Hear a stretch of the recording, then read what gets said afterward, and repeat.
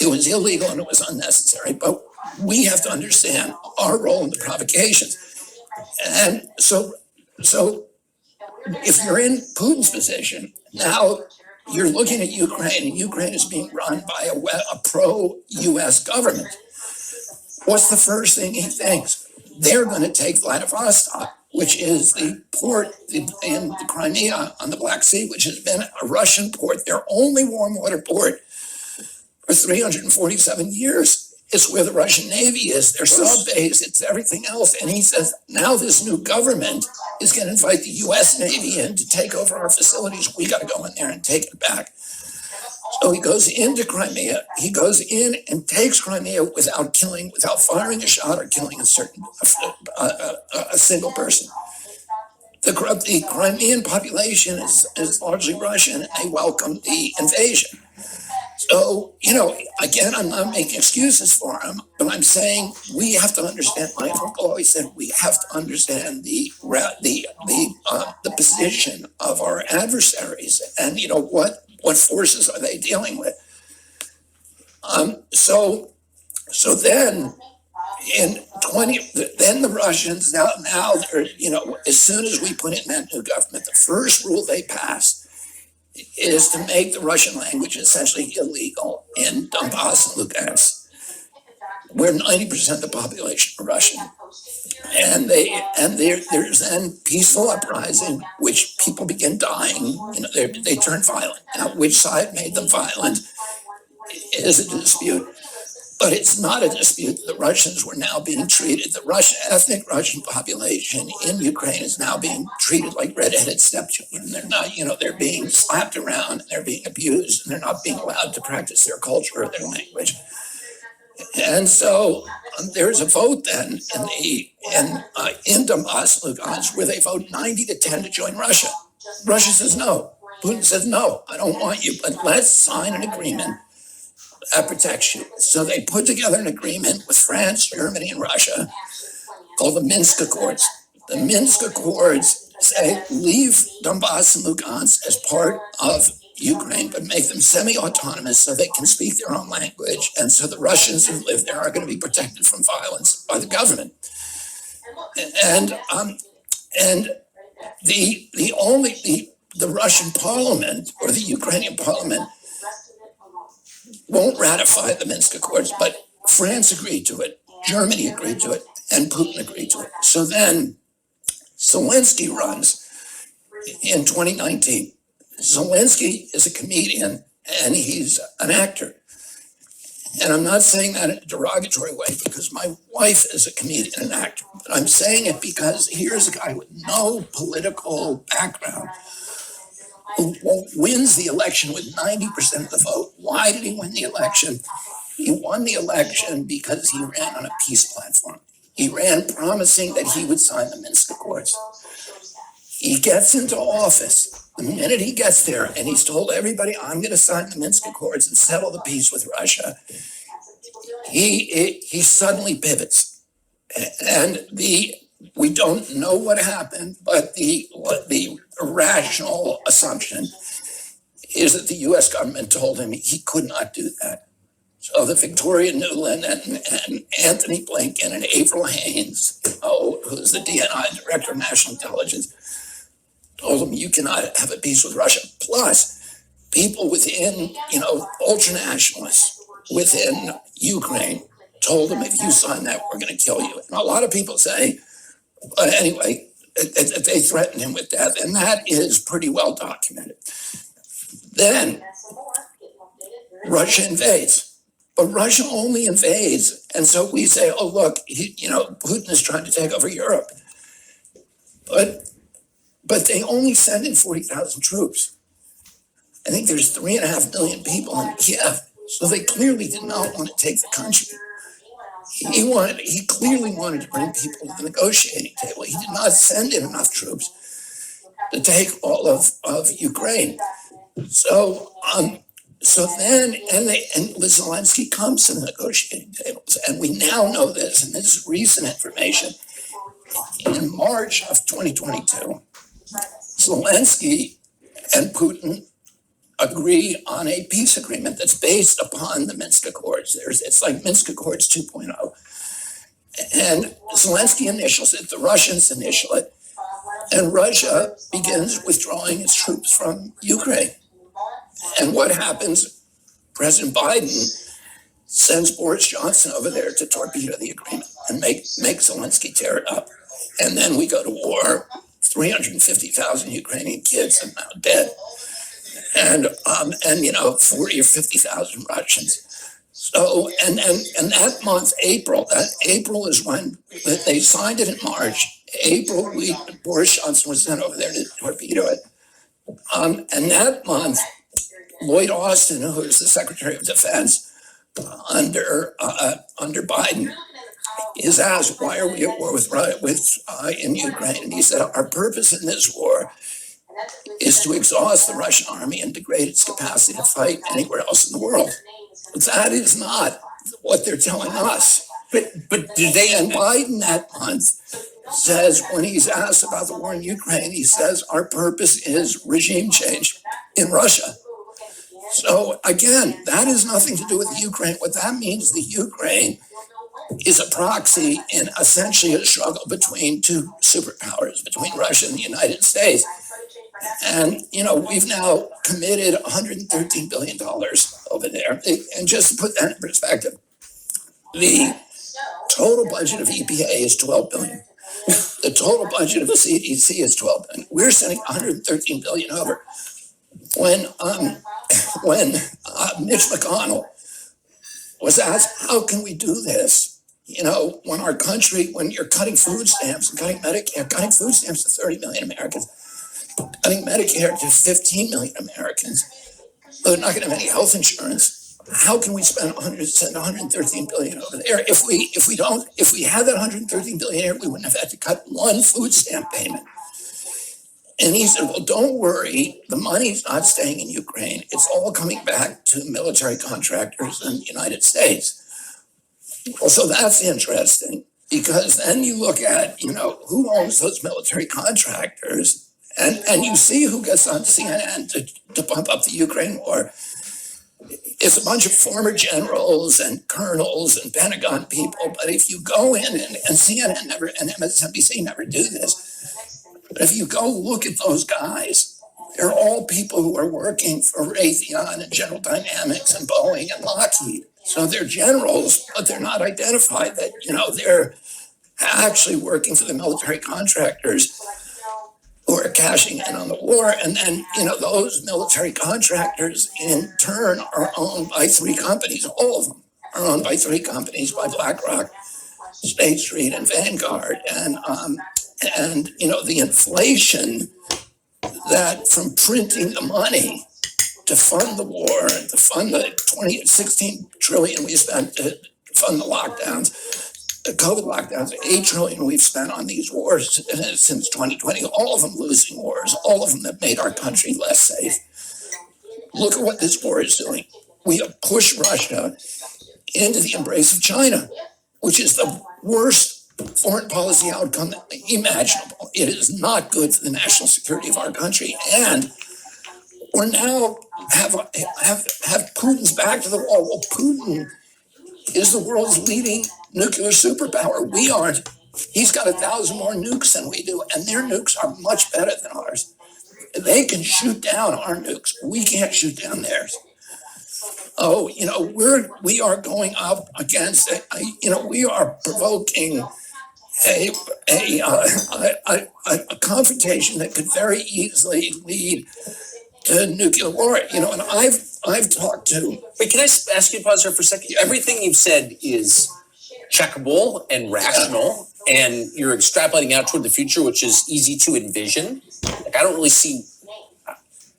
understand how our policymakers aren't reaching the same conclusions you just reached. Like, they think that war with Russia is where we're going to win. We cannot win this war. Well, of course. So what are they doing? I don't understand. It would be like Mexico beating us in a war. They're not going to let the Ukraine. They cannot lose this war. And anybody who thinks Russia is not up to the war, go look at the Netflix documentary on Stalingrad and look at the sacrifice the Russians are willing to make.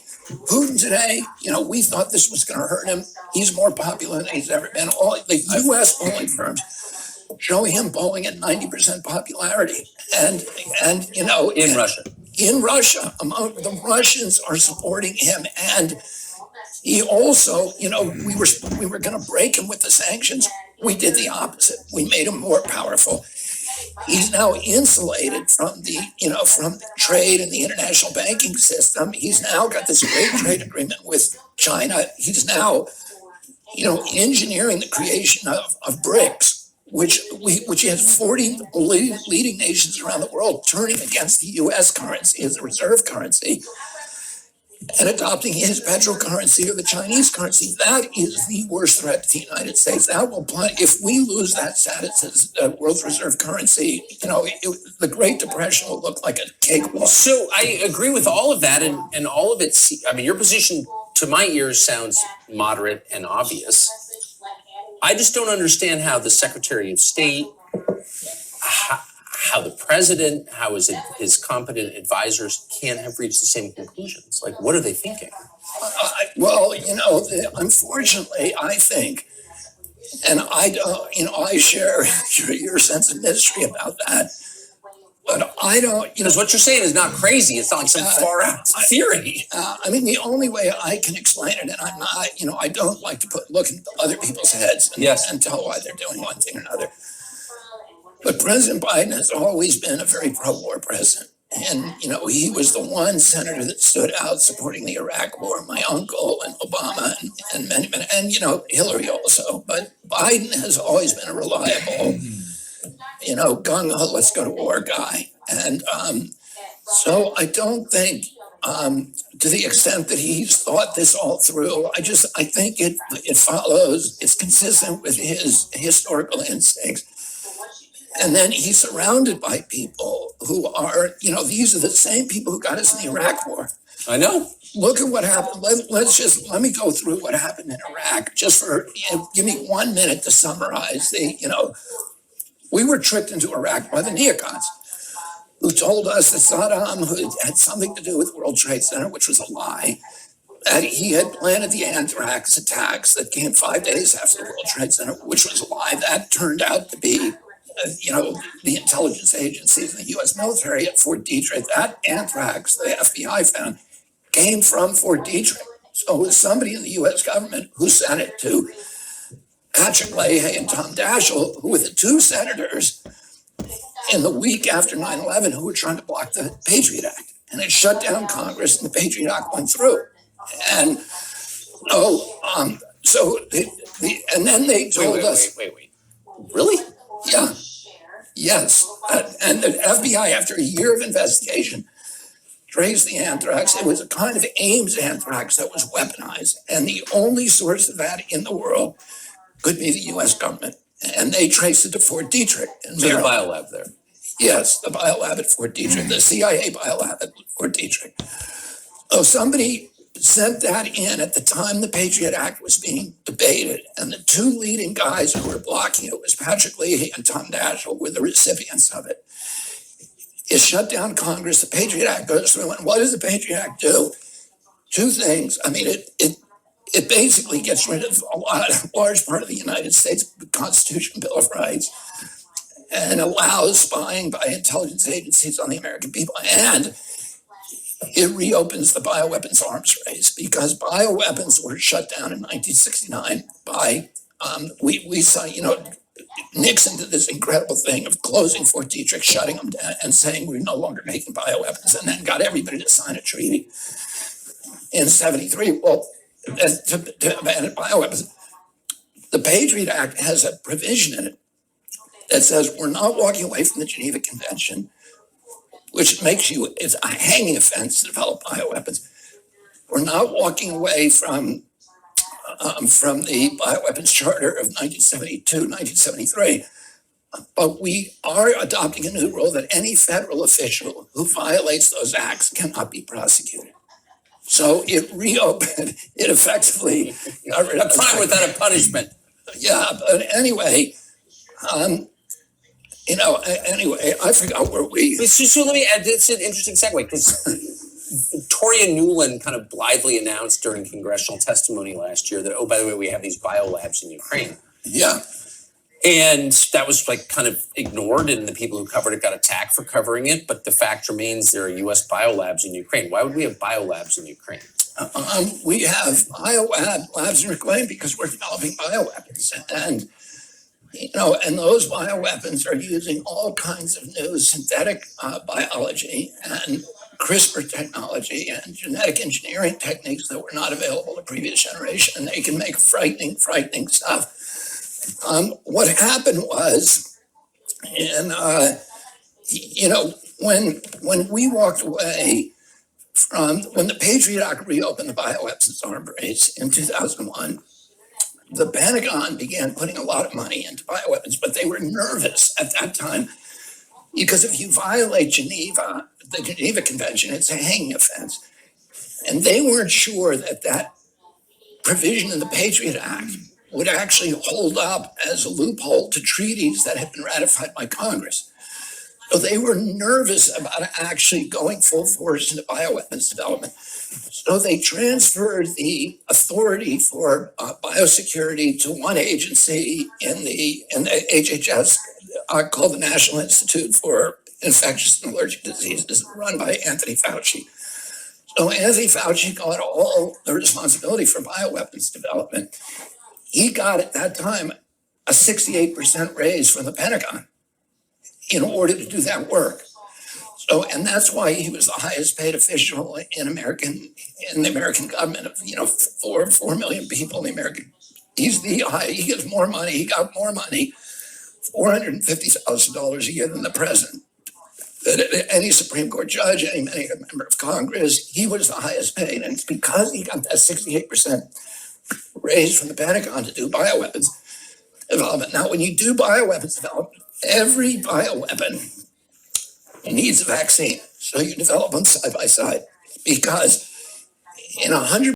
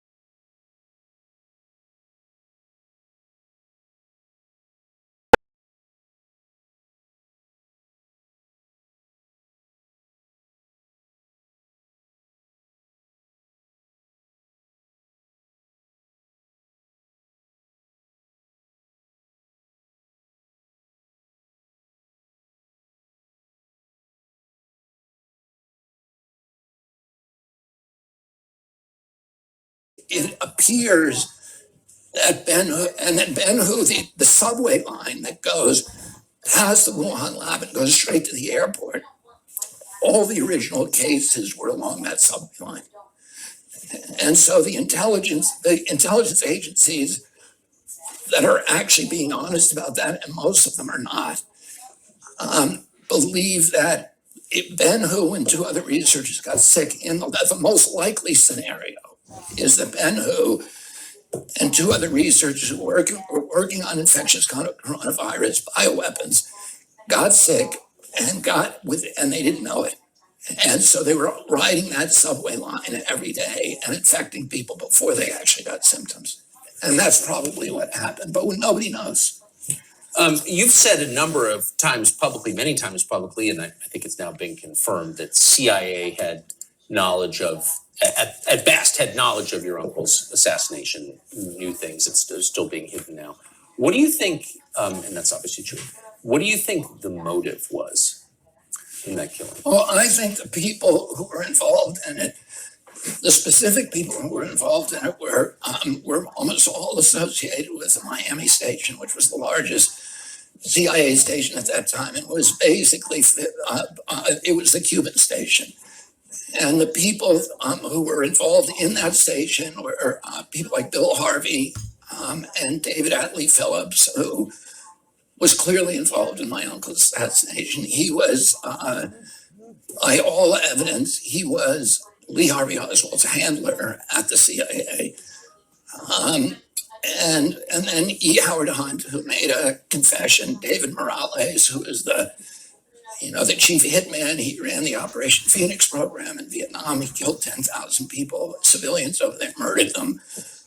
And he also gave a confession of being in Dallas. And then there were most of the people were associated with Cuba, and the impetus came from that group of people who were angry at my uncle for not sending an air cover during the Bay of Pigs invasion, and even more so after the 1962 Cuban Missile Crisis. My uncle then developed this friendship with Khrushchev, and he shut down all of the Cuban attacks by Alpha 66 and these other groups that were harassing Cuba. They were sinking ships, sinking Russian ships. They were operating flotillas out of South Florida and doing raids on. And my uncle and father sent the Coast Guard down to confiscate their boats and their weaponry and to arrest the ones that continued to do it. And those people, those individuals, were also, have been traced and tracked to the assassination, over the years. And they're now, there's millions of documents. I mean, but why not release all the? What doesn't make sense to me is why not just admit it now? I mean, no one you describe is still alive. There's no living everybody now, all virtually. So why wouldn't Biden declassify these documents? I don't know why, and why would Trump not? I agree. I know why Trump wouldn't, because he was convinced by Mike Pompeo not to. So, and it's not an excuse, but not, Yeah, but we don't know what Mike Pompeo said to him. No, but that's the point. What could possibly the law be requires them to do it. So the JFK assassinations law required that all documents be released by 2017. Yeah. And yet they refused. So they but it suggests that there's something about 4,000 of them that are left, and you have to assume. And again, I try not to talk about things that I cannot document. Right. But I think it's a fair assumption that they're not protecting individuals, that they're protecting some institutional interests. What's the most powerful institution in America? Well, I don't know. So I don't know. You don't know. Yeah, but there must be something, because why wouldn't they just release it? And by the way, for people, you and I having this conversation about who did the assassination and why they did it, a lot of that is the stuff that I've told you, and I've tried to stick to things that, that are documentable. and the names, etc. But for people who want a real, kind of a panoramic view of what happened, I think the best book that's been written about this is Jim Douglas's book, which is called The Unspeakable, because he's done something that, after the Warren Commission, that became the orthodoxy. And the New York Times and all the major news organizations have enforced that orthodoxy. And anybody who challenged that orthodoxy becomes a conspiracy theorist. And in fact, in 1967, the CIA sent a letter out to a telecom out to all of its Operation Mockingbird people, which are all the assets it had in the American press, more than 400 people, editors, senior writers in the American press, saying, from now on, anybody who questions the single gunman theory of the Kennedy assassination should be characterized as a conspiracy theorist. So they didn't coin the word conspiracy theory, but they popularized it with that memo. They sent a memo out to all their stations saying that talk should be discouraged. So but what happened after that is then in 1979, the House Assassinations Committee met for a year and a half, and they looked at much more evidence than the Warren Commission did, including, Alan Dulles. Alan Dulles had run the Warren Commission. He was the head of the CIA who my uncle fired. When my uncle died, he said, I'm glad the little shit is dead. He thought he was a god. That's what he said to a young reporter. And then he becomes head of the commission that is, it shouldn't have been called the Warren Commission. It should be called the Dulles, because Earl Warren had a full-time job at the Supreme Court. All the other guys on the Warren Commission had full-time jobs as a senator and congressman. The only guy who went to every meeting and, looked at every piece of evidence and developed the questions for the witnesses was Alan Dulles. He was running the entire Warren Commission. And he should have been the prime suspect in the crime. And he was communicating secretly with the people at the CIA, with David Atlee Phillips, with George Johannides, who was the CIA liaison, telling them what questions were going to be asked and what they should reveal, and with J. Edgar Hoover at the same time. So the whole thing was a coordinated kind of kabuki theater. But then Congress goes back and investigates it in 79. And Congress then comes back after a year and a half, seeing a lot more stuff, and says, and they conclude this was a conspiracy. Yes. So they make that official. So anybody who says it was just Lee Harvey Oswald is differing from the people who actually made the investigation. So given that, most of the people on that staff who I've talked to believed that it was the CIA. And as you know, at that time, the dispute between them was it the mob and the CIA, because there was a lot of mob involvement. Johnny Roselli, Sam Giancana, who was the Chicago boss, Santos Trafficante, who was the Tampa boss, and Carlos Marcello, who was the New Orleans boss, were all involved. And they all had casinos in Havana.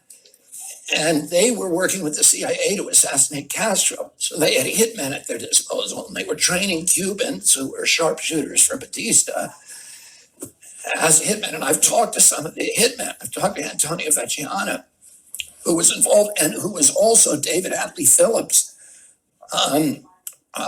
handler.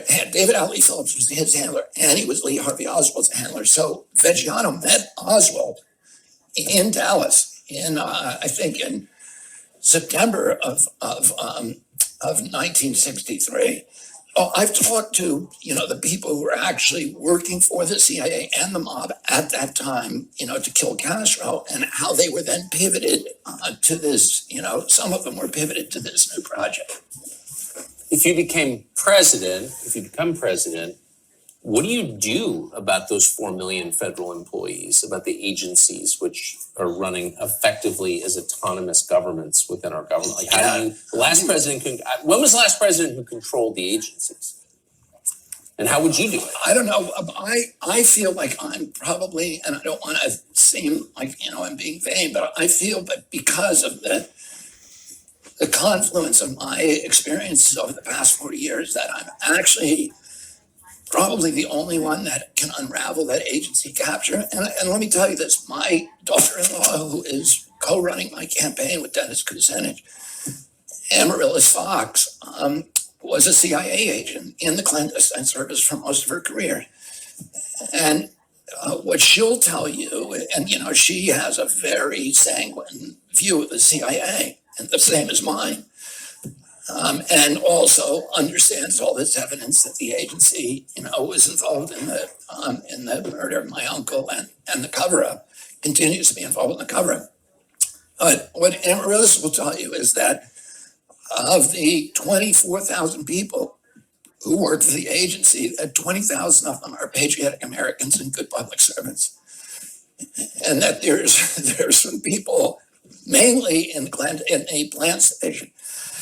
The espionage division, the CIA, is made up of extraordinary people, principally, who are doing an important job of protecting our country. The espionage division is the division that does information